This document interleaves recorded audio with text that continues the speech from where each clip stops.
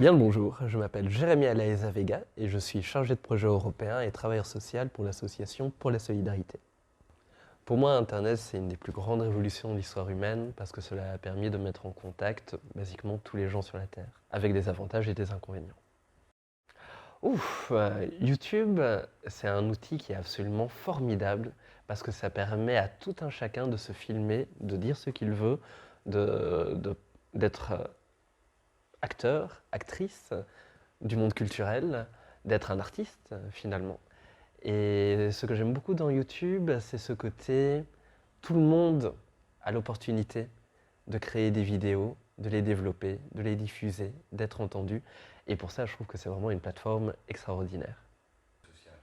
Pour moi, le meilleur réseau social, c'est un réseau social qui est un peu vintage et qui s'appelle les forums de discussion. Je ne sais pas si vous vous souvenez, mais au début des années 2000, il y avait le boom des forums de discussion. C'était tout simplement des espaces où les gens pouvaient écrire des messages de manière totalement anonyme. Généralement, le format était purement textuel.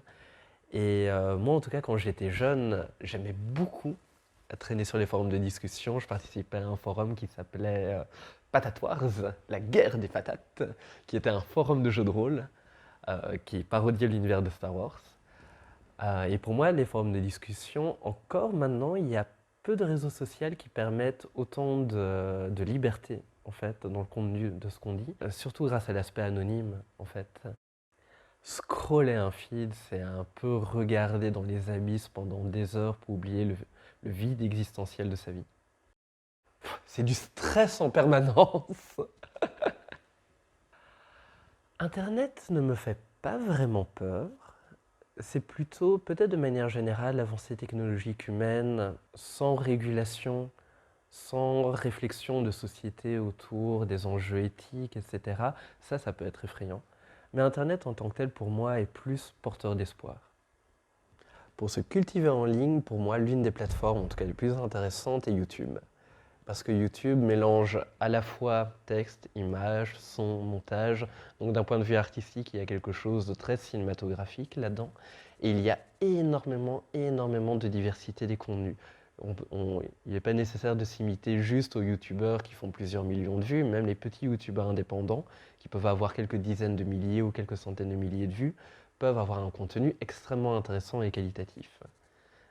Une découverte culturelle qui a été le roman qui m'a le plus marqué dans ma vie. Il faut savoir que j'ai étudié littérature, donc j'en ai lu quelques-uns des romans, mais pour moi, le roman qui m'a le plus marqué, c'est Marelle de Julio Cortázar, qui est un livre absolument magnifique. Le style est extrêmement original, et le concept même du livre, c'est un peu un livre dont vous êtes le héros, c'est-à-dire qu'à la fin de chaque chapitre, l'auteur vous propose soit d'aller au chapitre suivant, donc vous êtes au chapitre 2, vous pouvez aller au chapitre 3, ou alors l'auteur vous propose d'aller au chapitre 84, par exemple.